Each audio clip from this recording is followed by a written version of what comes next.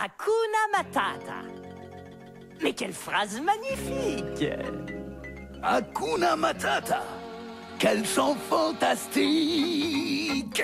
Ces mots signifient que tu vivras ta vie sans aucun souci. Coucou les loulous, c'est Brenda et je suis là pour une nouvelle vidéo sur ma chaîne. J'espère que vous allez bien. Moi ça va, enfin je me suis levée il y a 5 minutes. Du coup je m'excuse si j'ai une tête fatiguée ou quoi, hein, parce que voilà, je viens de me lever. Hein, voilà, si je vous retrouve aujourd'hui, c'est pour vous faire mon point lecture de tout ce que j'ai lu depuis début octobre. Le livre que j'ai lu ce mois-ci, je ne l'ai pas entre mes mains parce que c'est le livre de perles de Timothée de Fontbelle. Livre de perles de Timothée de Fontbelle. Alors, dans ce livre, on va suivre l'histoire, enfin, au début du livre, on va suivre l'histoire d'un garçon qui va arriver en vélo à travers la forêt dans une maison qui est au bord du lac, mais une maison toute isolée, un peu bizarre, dans laquelle vit un vieil homme, je crois, enfin, j'ai toujours pas calculé l'âge qu'il devait avoir, avec 3 chiens, et ils vivent dans cette maison.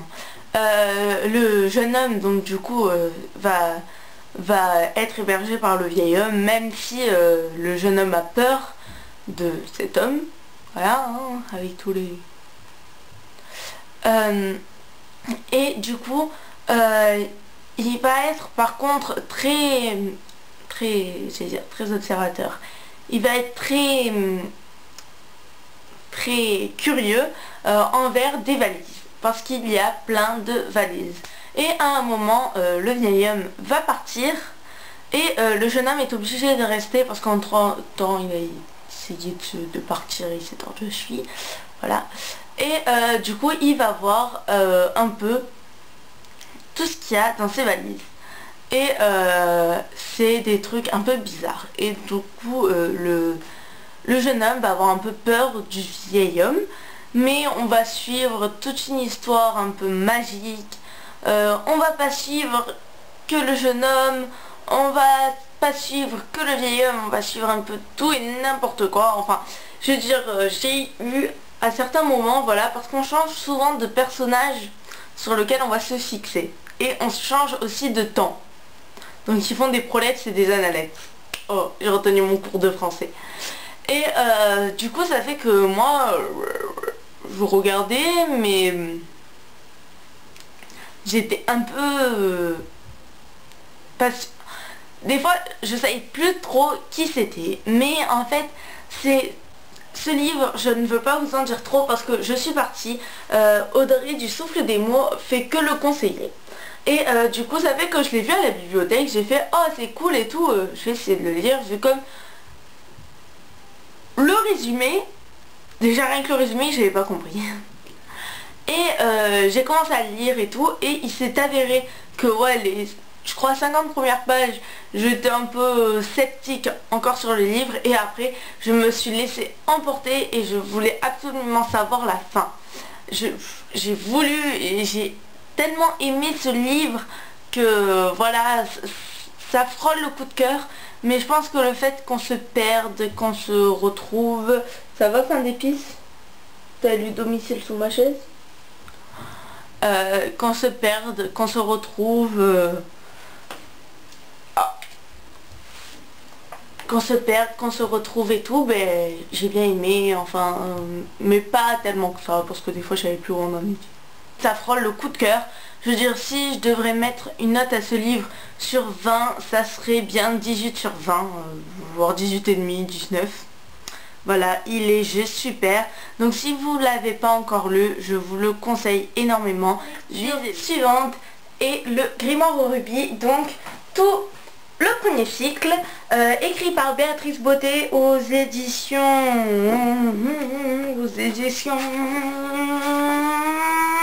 Casterman. Elle fait partie, cette saga fait partie de ma pile à lire pour Halloween, et aussi de ma pile à lire pour le challenge des crocs bavés, enfin ce cycle, voilà, ça faisait un livre. Donc, j'ai tous lu. Dans ce cycle, on va avoir donc le grimoire au rubis, Berthoul et le secret des hiboux, le grimoire au rubis, le sortilège du chat, et le grimoire au rubis, le chant des loups. Voilà, hein, j'ai eu un petit doute, désolé. Donc dans cette histoire, on va suivre Berthoul qui habite à Tournissan depuis son plus jeune, enfin depuis longtemps, voilà, parce qu'il a été recueilli par Dame Emlinde, donc qui est la châtelaine de ce château. Elle lui a donné de... Voilà, qui n'a pas les mots pour dire. Voilà. Enfin, il est éduqué, il sait lire, il sait écrire, il sait chanter, vu comme il a... Enfin, c'est un ménestrel. Oui, un ménestrel. C'est bien comme ça qu'on dit. Le jour de sa mort, Dame Emlinde va convoquer, en quelque sorte, Berthoul à son chevet et va lui expliquer que elle a volé un grimoire au maître Magnus Guraval qui habite à Paris, et que Berthoul doit donc aller chercher ce grimoire et puis le rendre à monsieur Magnus Guraval, et que si le maître est mort entre temps, le grimoire lui revenait de droit et que les dernières pages lui étaient destinées. Du coup, ça fait que Berthoul, il va donc... il y a Dame Emlinde qui meurt, voilà, c'est atroce. Et donc le neveu de Dame Emlinde, Raoul de Molchagrin, j'ai jamais réussi à dire son prénom à lui, hein, enfin son nom de famille plutôt. Et donc son fils, Raoul et de Molchagrin, vont prendre possession du château, vu comme maintenant c'est eux les seigneurs, et vont virer tous les vanipiers, j'allais dire. Oui, c'est en quelque sorte des vanipiers, mais voilà, toutes les personnes de voyage, en quelque sorte, que la bonne Dame Emlinde les avait recueillis. Donc, ils vont tous partir, ils vont tous se faire virer en dehors du château, et Berthoul va donc partir à la recherche du grimoire au rubis, puis va partir à la recherche va poser le grimoire au rubis à monsieur Magnus Guraval. On suit aussi l'histoire de Blanche de Vaulevisant qui, elle, habite avec ses frères, donc ses demi-frères, parce que ses deux parents sont morts. Et donc les 4 frères Flamancourt, donc ils habitent, et les 4 frères dépensent beaucoup d'argent dans des jeux et tout. Et du coup, il se trouve que pour renflouer les caisses de leur château, en quelque sorte, ils vont forcer Blanche à se marier. Ils vont essayer de la marier avec un vieux qui a déjà 6 enfants, dont 2 plus vieux qu'elle, qui a déjà eu, je crois, 3 femmes qui sont mortes, quelque chose dans le genre. Et du coup, Blanche n'est pas d'accord et elle va s'enfuir, et elle va croiser le chemin de Berthoul. Vous vous doutez bien quand même que elle va croiser son chemin, hein, parce que sinon on ne parlerait pas de Blanche, alors que Berthoul est le personnage principal. Et donc du coup, on va suivre dans le premier tome la quête de Berthoul et de Blanche qui essayent de se rendre à Paris. Après, bon, dans le deuxième tome, c'est la suite, donc je ne vais pas vous en raconter trop pour pas vous spoiler. Juste vous dire que il va se passer encore plein de choses autour de ce grimoire, qui va se passer plein de choses autour de ce grimoire. Et voilà, et oui, j'ai oublié de dire quelque chose d'important, bien sûr. Et Raoulé de Molchagrin, donc le petit neveu de Dame Emlinde, va vouloir récupérer le grimoire parce qu'il sait que le grimoire donc a des sortilèges à l'intérieur et qu'il est orné d'un rubis. Et que du coup il veut récupérer le grimoire pour être en quelque sorte le roi du monde, voilà, hein, on s'est compris. Du coup ça fait qu'il va traquer Berthoul pour récupérer ce maudit grimoire, comme il le dit si bien, à ce maudit ménestrel. Voilà, du coup il va essayer de les traquer, et on va suivre cette histoire dans les 3 tomes d'ailleurs, il va essayer de les traquer, voilà. Voilà, je crois que j'ai tout dit sur ce livre, hein, en tout cas enfin sur ces livres. C'est... Voilà, vous le savez déjà, vu comme depuis le début que j'ai la chaîne, je fais que vous en parler. C'est une saga, coup de cœur. J'ai lu les 9 tomes déjà, et je les relis. J'adore la plume de l'auteur, c'est un truc de fou, je pourrais me fondre dans ce livre. J'adore l'histoire, il y a toujours plein de rebondissements et tout, et dans tous les tomes c'est comme ça. Ils sont tellement beaux tous ces livres, aussi l'intérieur des livres, je veux dire à chaque nouveau chapitre, voilà, recettes pour ne pas avoir peur des fantômes. Il y a des recettes dans le tome 1, dans le tome 2 il y a des citations des mages, en quelque sorte. Voilà, la qualité essentielle de toute personne qui aspire à utiliser les forces du ciel, c'est le courage, par exemple. Et dans le tome 3, c'est des recettes mais par rapport aux ingrédients. Par exemple la pomme. À quoi sert la pomme? Voilà. Et c'est juste super. C'est une saga que je vous conseille si vous n'y êtes pas déjà allé. Béatrice Baudet n'a pas écrit que ses livres. Il faut vraiment que je lise d'autres livres de cet auteur. Parce que je vous dis, allez-y. On se retrouve plongé dans le Moyen-Âge.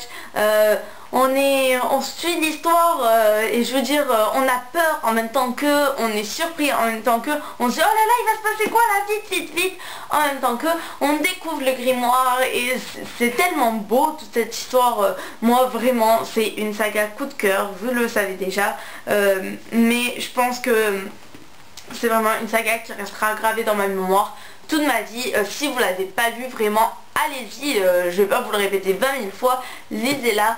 Je vais essayer, donc du coup déjà il faut que je lise les deux autres cycles, même si je les ai déjà lus, donc il faut que je les relise quoi, surtout que le cycle 2 est mon préféré.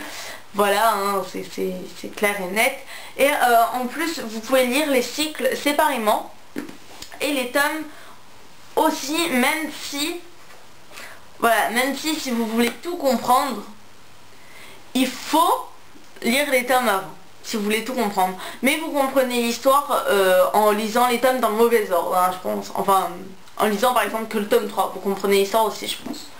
Mais c'est une saga tellement bien, lisez-la vraiment, hein, il est tellement bien, voilà, hein, moi je vais bientôt lire le cycle 2 qui est donc mon préféré. Il faut que je l'emprunte à la bibliothèque, mais l'autre fois ils n'avaient pas le tome 3 du cycle 2, et hors de question que je commence à lire sans le tome 3, hein, parce que ouais non mais non, c'est le tome 2 mon préféré du cycle 2, voilà, de toute la saga mon préféré c'est le tome 2 du cycle 2. Cette histoire est vraiment super. Si je trouve un jour à la FNAC ou quoi d'autres livres de Béatrice Baudet, je les achèterai avec plaisir, et voilà, je vous le conseille encore une fois, hein, achetez ces livres. Enfin, même si vous les achetez pas, je veux dire, parce que c'est vrai que le fait qu'il y ait 9 tomes, c'est pour ça que moi personnellement je les ai pas achetés, parce qu'il y a 9 tomes, et aussi parce qu'on ne les trouve pas dans les magasins genre la FNAC et tout. Mais même si vous les achetez pas, au moins empruntez-les à la bibliothèque pour pouvoir les lire quoi, je veux dire, voilà. Vous êtes obligés.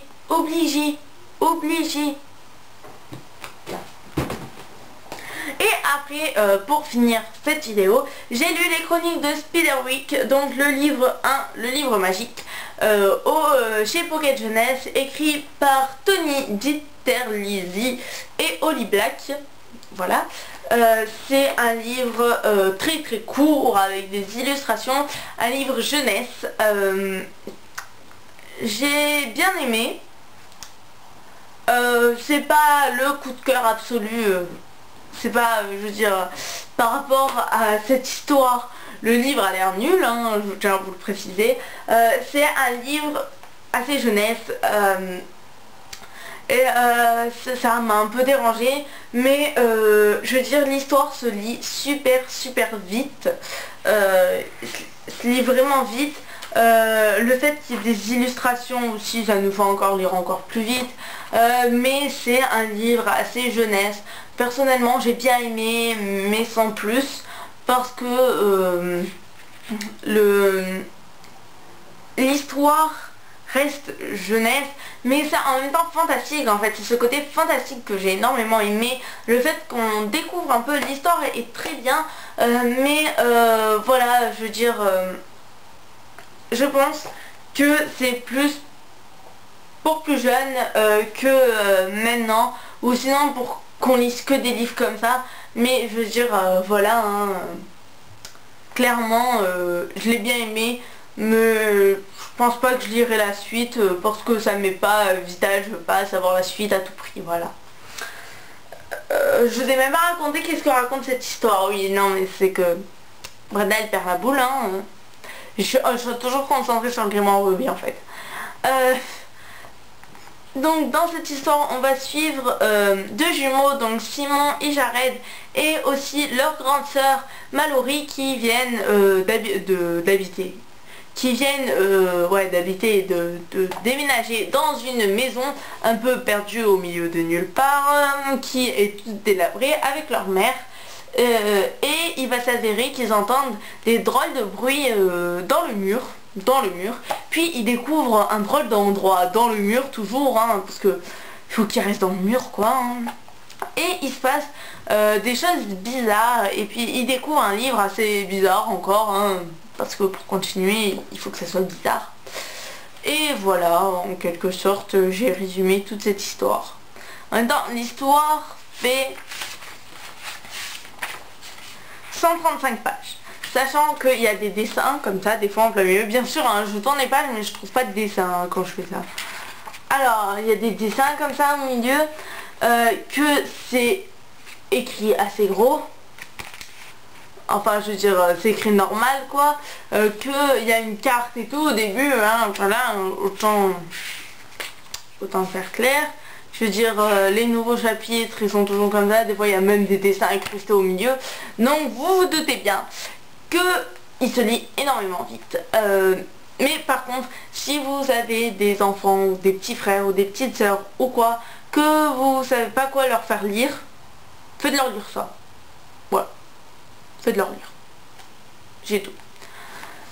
Bon, cette vidéo est déjà finie mes loulous. Moi je vous fais plein de gros bisous. J'espère que ça vous a plu. Vraiment je vous conseille énormément de lire le livre de perles et le grimoire Ruby.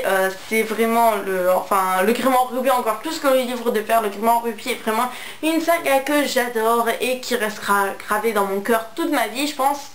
Mais il va arrêter de bouger. Moi je vous fais plein de gros bisous, je vous souhaite de bonnes lectures, et vous qu'avez-vous lu depuis ce début octobre, quelles sont vos dernières lectures, mettez-la en commentaire et je me ferai un plaisir d'y répondre comme d'habitude. Si vous avez bien aimé cette vidéo, vous pouvez lâcher un petit pouce bleu, hein. Vous pouvez commenter, et si vous voulez me suivre toutes les vidéos, vous pouvez vous abonner. Moi je vous fais plein de gros bisous, je vous dis à une prochaine, ciao.